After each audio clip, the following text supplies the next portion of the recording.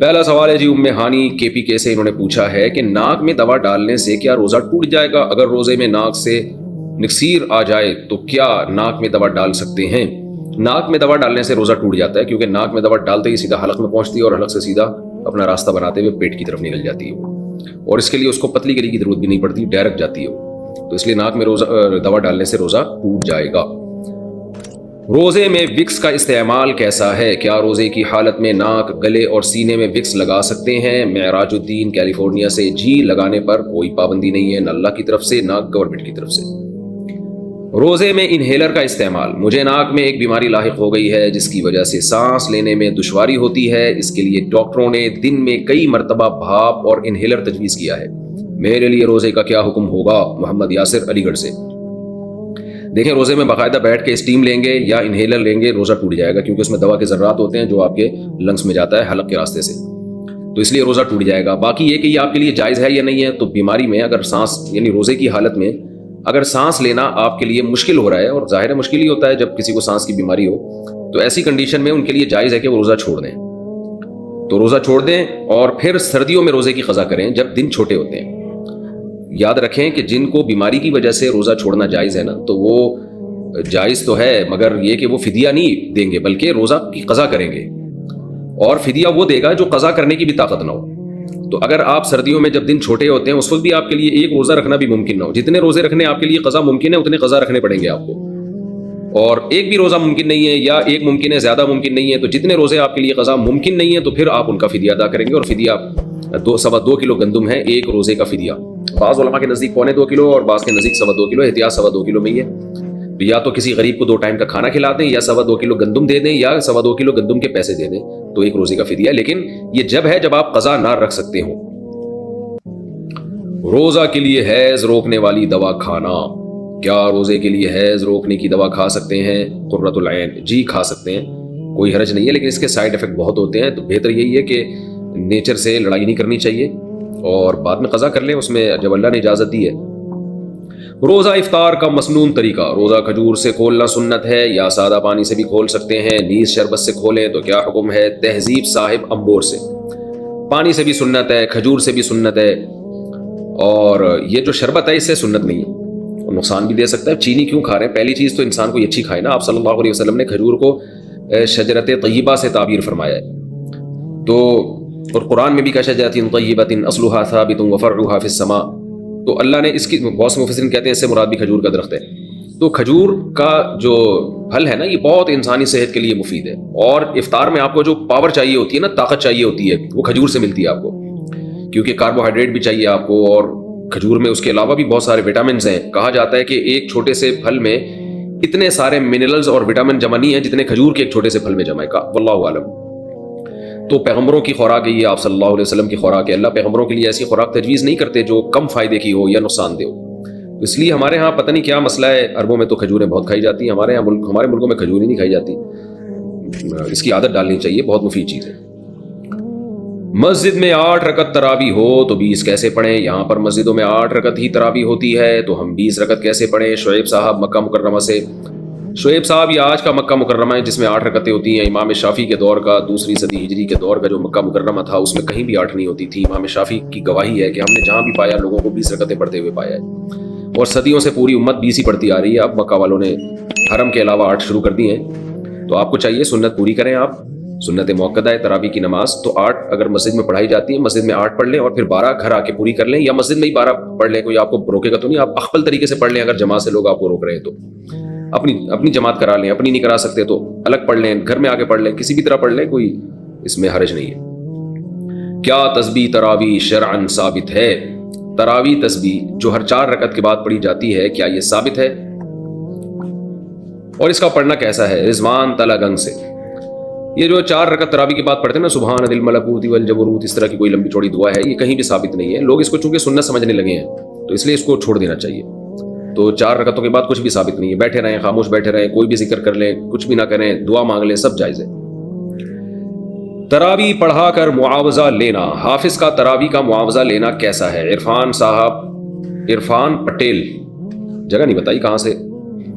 دیکھیں حافظ لوگ جو تراویح کی اجرت لیتے ہیں نا، یہ بالکل حرام ہے، ناجائز ہے، اس کے جواز کا کوئی بھی قائل نہیں ہے ہماری رائے میں۔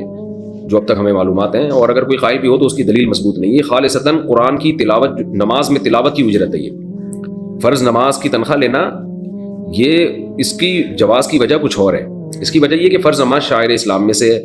اگر امام اپنے آپ کو فارغ کر کے نماز کے لیے فارغ نہیں کرے گا اور تنخواہ کے بغیر، لوگ اس کے لیے آمادہ نہیں ہوں گے، کیونکہ امام کو بھی ظاہر ہے اس کے بیوی بچے ہیں، گھر چلانا ہے، تو وہاں تو ایک مجبوری میں علماء نے اجازت دی ہے کہ پورے سال پوری زندگی فرض نماز کا سیٹ اپ رہتا ہے۔ تراویح تو فرض نہیں ہے، سنت موقتہ ہے، اور جماعت تو سنت موقتہ بھی نہیں ہے، تو جماعت سے نماز پڑھنا کوئی ضروری بھی نہیں ہے، تو اس میں اجرت لینے کا کوئی تک نہیں بنتا۔ اور نہ قاری صاحب جو ہے، جو حافظ قرآن پڑھانے والا ہے، وہ اتنا یعنی بڑی قربانی دے رہا ہوتا ہے کہ اس کو یعنی اپنے کاروبار چھوڑ کر اور بزنس چھوڑ کر وہ آپ کو ٹائم دے رہا ہے سال میں ایک دفعہ، اور اس میں بھی اس کا اپنا فائدہ زیادہ ہوتا ہے۔ جب وہ قرآن پڑھائے گا تو اس کا اپنا قرآن بھی ریوائز ہوگا۔ اور دوسری بات، قرآن ختم کرنا رمضان میں ضروری نہیں ہے۔ اگر آپ کو اجرت کے بغیر کوئی قاری مل رہا ہے تو آپ اجرت کے والے کے ساتھ کیوں پڑھا رہے ہیں؟ اور اگر اجرت کے بغیر نہیں مل رہا تو علم طرح سے پڑھ لیں تراویح۔ تو اس لیے اس پر جتنے بھی صحیح مستند علماء ہیں، لوگ فتوے تو لے آتے ہیں، فلاں نے فتویٰ دیا کہ تراویح کی اجرت جائز ہے فلاں، لیکن جو مستند علماء ہیں اور مستند ادارے ہیں دینی ہمارے، ان سب کا مشترکہ فتویٰ یہی ہے کہ حافظ کے لیے، قاری کے لیے تراویح پڑھانے کے پیسے لینا جائز نہیں ہے، حرام ہے، ناجائز ہے۔ ہاں، اگر کوئی ہدیہ کسی کو دے دے تو ہدیہ پر تو کوئی پابندی نہیں ہے، لیکن وہ ہدیہ بھی اجرت کی شکل میں نہیں ہونا چاہیے۔ بعض مسجدوں میں سب کو پتا ہے کہ اتنے پیسے یہاں ملیں گے، اگر قاری کو پتا ہو یہ پیسے نہیں ملیں گے، وہ پڑھائے گا ہی نہیں، تو ایسا ہدیہ بھی اجرت ہی ہے، یعنی وہ بھی کمیشن میں ہی آتا ہے۔ تو اس لیے اپنے ثواب کو ضائع نہ کریں۔ اگر کوئی قاری تراویح پڑھانے کی اجرت لیتا ہے یا وہ ہدیہ لیتا ہے، لیکن ہدیہ اجرت ہی کے طور پر ہے۔ اس کی دلیل یہ ہے کہ اگر اس کو یہ بتا دیا جائے کہ آپ کو ہماری مسجد سے کوئی گفٹ نہیں ملے گا تراویح کی، تو پھر دیکھیں وہ پڑھاتا ہے کہ نہیں پڑھاتا۔ اگر پھر بھی پڑھاتا ہے اس کا مطلب دل سے پڑھا رہا ہے، اور نہیں پڑھاتا ہے اس کا مطلب اس کے پیش نظر ثواب نہیں ہے بلکہ یہ پیسے ہیں۔ تو علماء نے لکھا ہے کہ اگر کوئی قاری حافظ تراویح پڑھانے کے باقاعدہ پیسے لیتا ہے اور آپ کو پتا ہے کہ پیسے نہیں دیے تو یہ تراویح نہیں پڑھائے گا، تو ایسا شخص کے پیچھے، ایسے قاری کے پیچھے تراویح پڑھنا بھی جائز نہیں ہے۔ پھر قرآن دیکھ کر تراویح پڑھانا، اگر کسی حافظ کا حفظ کمزور ہو گیا ہو، وہ تراویح پڑھاتے ہوئے کسی پارے کو دیکھ کر تراویح پڑھا سکتا ہے جو پارا زیادہ کچا ہو۔ بنت عزیز احمد انڈیا سے، یہ امام احمد ابن حنبل کے نزدیک جائز ہے، باقی فقہا کے نزدیک جائز نہیں ہے۔ اس کے دلائل کیا ہیں پھر میں کسی اور وقت میں اس کی تفصیل بتاؤں گا۔ ایسے حافظ کے پیچھے آپ قرآن نہ پڑھیں جو دیکھ کے قرآن پڑھ رہا ہو۔ رمضان میں تہجد کا کیا حکم ہے؟ رمضان میں تہجد کا کیا حکم ہے؟ جبکہ وطر امام کے ساتھ ادا کر لیتے ہیں تو کیا وطر کے بعد بھی تہجد پڑھ سکتے ہیں؟ کیونکہ سنا ہے کہ وطر کو آخری نماز بنانا چاہیے۔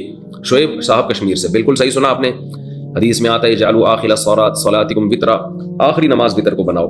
لیکن آپ صلی اللہ علیہ وسلم کا یہ حکم واجبی نہیں ہے، استحبابی ہے، کیونکہ آپ سے خود ثابت ہے وطر کے بعد نماز پڑھنا۔ تو اس لیے بہتر تو یہی ہے کہ وطر بالکل آخر میں پڑھیں تہجد کے بعد۔ لیکن رمضان میں چونکہ وطر جماعت سے پڑھے جاتے ہیں تو جماعت کی فضیلت حاصل کرنے کے لیے آپ وطر پہلے پڑھ لیں، اور پھر تہجد میں آنکھ کھلے تو تہجد بھی پڑھیں۔ اس لیے تہجد نہ چھوڑیں کہ میں وطر پہلے پڑھ چکا ہوں، تو تہجد الگ سے پڑھ لیں پھر بعد میں۔ مزدور روزہ کیسے رکھے؟ یا مزدور کے لیے روزہ معاف ہے جو بہت زیادہ کٹھن کام کرتا ہو؟ اگر ان کو روزہ رکھنا ضروری ہے تو رمضان میں پیسوں کا کہاں سے انتظام ہوگا؟ محمد تسلیم اختر صاحب انڈیا سے پوچھتے ہیں، بڑا اچھا سوال ہے جی۔ دیکھیں، دین مفتی کا اپنا نہیں ہے، نہ کسی علماء کا، فقہا کا اپنا دین ہے کہ وہ اپنی طرف سے کاٹ چھانٹ کر سکیں۔ آج کل غامدی صاحب نے تو بہت تبدیلیاں کر دی ہیں، انہوں نے تو یہاں تک اجازت دے دی کہ کل آپ کا روزہ ہے، کل آپ کا پیپر ہے تو آپ تیاری کے لیے بھی روزہ چھوڑ سکتے ہیں۔ لیکن قرآن و سنت میں ہمیں صرف 2 اعذار ملتے ہیں جن میں روزہ چھوڑنے کی اجازت ہے، ایک سفر میں اور ایک بیماری میں۔ مزدور کو روزہ چھوڑنے کی اجازت نہیں ہے۔ صحابہ کرام تو زمیندار تھے، روزہ رکھ کے کھیتی باڑی کرتے تھے، کہیں ایک ادنا سا اشارہ بھی نہیں ملتا کہ کسی مزدور کو، محنت کش کو، محنت کی وجہ سے آپ صلی اللہ علیہ وسلم نے روزہ چھوڑنے کی اجازت دی ہو۔ تو اس لیے کتنا ہی ٹف کام ہو، مزدور روزہ نہیں چھوڑ سکتا رمضان کا۔ اس لیے مزدور کو چاہیے کہ رات کے وقت مزدوری کرے، رمضان میں اپنا اسکیجول چینج کر دے۔ اگر یہ ممکن نہیں ہے تو رمضان میں وہ چھٹی کر لے، پہلے رمضان سے پہلے اتنا کما لے کہ رمضان میں وہ گزارا کر سکے۔ یہ بھی اگر ممکن نہیں ہے تو پھر مزدور کیا کرے گا کہ بھئی وہ صبح روزہ رکھ کے مزدوری کرے گا، اور حتی الامکان وہ بھوک اور پیاس کو برداشت کرے، اور جب ناقابل برداشت حالت ہو جائے، اس کو یہ خطرہ ہو کہ میں نے اگر روزہ نہیں توڑا تو مجھے کوئی بیماری لگ جائے گی، یا میں بے ہوش ہو جاؤں گا، یا خدا نخواستہ مر جاؤں گا، تو ایسی کنڈیشن میں ہر شخص کے لیے روزہ توڑنا جائز ہے۔ یعنی بیمار ہونے کا خطرہ ہو، غالب گمان ہو، بے ہوش ہونے کا خطرہ ہو، یا مرنے کا خطرہ ہو، تو پھر ہر آدمی کے لیے روزہ توڑنا جائز ہے، مزدور کے لیے بھی، کسی اور کے لیے بھی۔ تو مزدور بھی ایسی کنڈیشن میں روزہ توڑ سکتا ہے، توڑ دے گا تو گناہ نہیں ہوگا، بعد میں قضا کرے وہ، لیکن حتی الامکان برداشت کرے۔ جب ناقابل برداشت ہو جائے، اور ناقابل برداشت کا مطلب ہے کہ بیماری کا خطرہ ہو یا موت کا خطرہ ہو، ایسے نہیں کہ برداشت نہیں ہو رہا، وہ تو روزے میں کسی کو کم روزہ رکھتا ہے، کسی کو زیادہ روزہ رکھتا ہے، وہ تو برداشت تو کرنا ہی پڑے گا. بھوک اور پیاس برداشت نہیں ہو رہی اور آپ نے روزہ توڑ لیا تو 60 روزوں کا کفارہ ہے، پھر 60 روزے لگاتار رکھنے پڑیں گے. لیکن اگر اتنا ناقابل برداشت ہو گیا کہ آپ کو ڈر ہے کہ بھائی نہیں توڑا تو میں بے ہوش ہو جاؤں گا، یا کوئی بیماری ہو جائے گی مجھے، یا جیسے شوگر کے مریضوں کو شوگر لیول لو ہوتا ہے، ان کو تو موت کا خطرہ ہوتا ہے، یا یہ کہ میں مر جاؤں گا یعنی موت کا خطرہ ہے، تو ایسی کنڈیشن میں پھر اس کے لیے روزہ توڑنا جائز ہے. تو ایسا مزدور فقہا کہتے ہیں روز روزہ رکھے گا، روز روزہ توڑ دے گا اگر یہ خطرہ ہو، کیونکہ ایسے مزدور کے لیے روزہ چھوڑنے کی دلیل ہمارے پاس نہیں ہے، روزہ توڑنے کی دلیل ملتی ہے ہمیں، تو چھوڑا نہیں جائے گا. تو اس لیے مزدوروں کو چاہیے کہ رات کو مزدوری کریں، اور اگر یہ ممکن نہیں ہے تو رمضان سے پہلے اتنا کما لیں کہ رمضان میں ان کے لیے گزارا آسان ہو بغیر مزدوری کے. اور اگر یہ بھی ممکن نہیں ہے، ظاہر ہر ایک کے لیے ممکن نہیں ہوتا، بعض لوگ بیچارے روزانہ دہاڑی پر ہوتے ہیں، اتنے غریب ہوتے ہیں کہ ان کو کسی دن مزدوری نہ کریں تو وہ ان کی آمدنی بیچاروں کی ختم ہو جائے. تو عام لوگوں کو بھی خیال کرنا چاہیے ایسے مزدوروں کا. لیکن پھر بھی اگر کوئی انتظام نہیں ہوتا تو پھر مزدور پر لازم ہے کہ وہ روزہ رکھے. میرے پاس لوگوں کی کالز آتی ہیں، میرے پاس کیا سارے علماء کے پاس آتی ہیں کالز کہ وہاں گرمی ہے، تھر کے ریگستان میں ہم محنت کر رہے ہیں، اور بعض لوگ کہتے ہیں کہ ہم جناب ادھر دبئی میں ریگستانوں میں پروجیکٹ پہ کام کر رہے ہیں، ہم کیسے روزہ رکھیں؟ تو بھائی روزہ رکھنا پڑے گا کیونکہ اللہ کا حکم ہے فمن شہید منکم الشہر فلیصم، جو بھی رمضان کا مہینہ پائے گا اسے چاہیے کہ وہ روزہ رکھے. اللہ کا آرڈر ہے یہ، اور اس آرڈر سے اللہ نے صرف آگے 2 لوگوں کو مستثنی کیا ہے، ایک بیمار کو اور ایک مسافر کو. تو مزدور بھی داخل، جن کا کل پیپر ہے وہ بھی داخل، پوری امت مسلمہ کو رمضان کا روزہ رکھنا پڑے گا. اور ناقابل برداشت ہو جائے تو اس کا میں نے حکم آپ کو بتا دیا ہے. روزہ میں آنکھ میں کیا ہم دوا ڈال سکتے ہیں؟ کیا روزے میں آنکھ میں دوائی ڈال سکتے ہیں؟ اگر حلق میں اس کا ذائقہ محسوس ہو تو کیا حکم ہے؟ اور اگر سحری میں دوائی ڈالی پھر بعد میں اس کا ذائقہ حلق میں محسوس ہوا تو کیا حکم ہے؟ زبیر صاحب راول پنڈی سے. جناب زبیر صاحب، آنکھ میں ہم دوا ڈال سکتے ہیں روزے کی حالت میں، کیونکہ سرما لگانا روزے کی حالت میں نبی صلی اللہ علیہ وسلم سے ثابت ہے، اور آپ سرما لگائیں نا تو حلق میں اثر محسوس ہوتا ہے. تو اس لیے علماء کہتے ہیں کہ یہ خلاف قیاس ہے، نبی سے ثابت ہے، لہذا دوا بھی ڈال سکتے ہیں آنکھ میں، اگرچہ اس کا اثر حلق میں محسوس ہی کیوں نہ ہو. اگر حلق میں اثر محسوس ہوتا ہے تو بھی روزہ نہیں ٹوٹے گا آپ کا. روزہ میں بلغم یا تھوک نگلنا کیسا ہے؟ روزے کی حالت میں اگر منہ میں بلغم یا تھوک آ جائے اور اس کو نگل بھی لیا تو اس سے روزے پر کوئی اثر تو نہیں پڑے گا؟ محمد اخنزادہ کراچی سے. نہیں جناب، اس سے کوئی اثر نہیں پڑتا. تھوک بلغم جتنا کھاتے رہیں، اپنا کھائیں، تو اس سے کوئی اثر نہیں پڑتا. روزے کے دوران ناف میں تیل ڈالنا، روزے میں ناف میں تیل لگا سکتے ہیں؟ محمد زید انڈیا سے. جی ہاں، روزے کے دوران آپ ناف میں تیل ڈال سکتے ہیں. زکوٰۃ کے مصارف کون سے ہیں؟ زکوٰۃ کے حقیقی مصارف کیا ہیں؟ محمد رحیم الدین.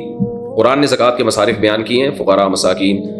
تو فقہا نے قرآن اور سنت کو سامنے رکھ کر عوام کی سہولت کے لیے ایک نصاب بیان کیا ہے کہ بھائی 52.5 تولہ چاندی کیش رقم اور گولڈ اور تجارتی مال، یعنی کوئی بھی چیز جو بیچنے کے لیے خریدی ہے، اور ضرورت سے زیادہ سامان وہ ہوتا ہے جو پورے سال استعمال میں نہ آتا ہو. یہ 5 قسم کی چیزوں میں سے کوئی 1 یا 2 یا 3 یا 4 یا 5 کا مجموعہ اگر 52.5 تولہ چاندی کے برابر ہے، یعنی آپ کے پاس اگر چاندی ہے، دوبارہ بتا دیتا ہوں، چاندی ہے آپ کے پاس، یا سونا ہے، یا کیش رقم ہے، یا تجارتی مال ہے. تجارتی مال کا مطلب وہ مال جو بیچنے کے لیے خریدا ہے آپ نے،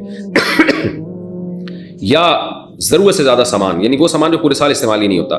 تو ایسی کوئی چیز یا 4 یا 5 چیزوں کا مجموعہ اگر آپ کے پاس 52.5 تولہ چاندی کے برابر ہے، جو پاکستان میں تقریباً 50,000 اس کی مالیت میرے خیال بنتی ہے آج کل، یا اس سے کمی بیشی ہوگی کچھ. تو کسی کے پاس اتنی مالیت کا سامان ہو اور قرضہ بھی نہ ہو اس کے اوپر، تو ایسے شخص کو آپ زکوٰۃ نہیں دے سکتے. خوب سمجھ لیں اچھی طریقے سے. تو اس لیے یعنی اب ظاہر ہے کسی کی پوری تحقیق آپ کیسے کریں گے؟ تو جب بھی کسی کو زکوٰۃ دینی ہو نا، لم سم 2-4 چیزوں کا اندازہ لگا لیا کریں. اس سے پوچھ لیا کریں بھائی تمہارے پاس گولڈ تو نہیں ہے؟ اگر اس کے پاس گولڈ ہے تو زکوٰۃ نہیں دے سکتے، کیونکہ عام طور پر اتنا گولڈ ہوتا ہے جو 52.5 تولے چاندی کے برابر پہنچ چکا ہوتا ہے عام طور پہ. تو دوسرا اس سے پوچھ لیں چاندی تو نہیں ہے، کتنی چاندی ہے ایک اندازہ لگا لیں. سونا چاندی جس کے پاس ہو تو وہ 52.5 تولہ ہی ہو، یعنی 50-60 ہزار کے بقدر ہوتی ہے. کیش اماؤنٹ پوچھ لیں، یار تمہارے اکاؤنٹ میں 40-50-60 ہزار تو نہیں پڑے ہوئے کہیں، اور تمہارا کوئی بزنس تو نہیں ہے، کہ دکان تو نہیں ہے بیچنے کے لیے تم نے سامان خریدا ہو، یا تمہارے پاس کوئی ایسی پراپرٹی تو نہیں ہے جو استعمال ہی میں نہ ہو. جس پراپرٹی میں آپ رہتے ہیں اس سے کوئی فرق نہیں پڑتا. کھیتی باڑی کے لیے آپ نے کوئی پراپرٹی دی ہوئی ہے یا رینٹ پہ دی ہوئی ہے، اس سے کوئی فرق نہیں پڑتا چونکہ یہ استعمال میں آ رہی ہے. تو 4-5 چیزیں غریب آدمی سے پوچھ لینی چاہیے. وہ غریب اگر بتا دے اور آپ کو لگ رہا ہو کہ سچ بول رہا ہے کہ نہیں جی میرے پاس سونا بھی نہیں ہے، چاندی بھی نہیں ہے، اور کیش اماؤنٹ بھی 50-60 ہزار میرے پاس نہیں پڑا ہوا، اور میرے پاس کوئی الگ پراپرٹی بھی نہیں ہے جو استعمال میں نہ ہو، تو لم سم تھوڑا سا اندازہ لگا لے تو پھر آپ اس کو زکوٰۃ دے سکتے ہیں۔ اگر آپ کا خیال تھا کہ یہ زکوٰۃ کا مستحق ہے، آپ نے دے دی، بعد میں پتہ چلا کہ یہ تو مستحق نہیں تھا، تو زکوٰۃ ادا پھر بھی ہو جائے گی آپ کی۔ لیکن بغیر تحقیق کے ایسے ہی آنکھ بند کر کے اگر آپ نے کسی کو زکوٰۃ پکڑا دی، بعد میں پتہ چلا مستحق نہیں ہے، تو پھر زکوٰۃ ادا نہیں ہوگی، خوب سمجھ لیں۔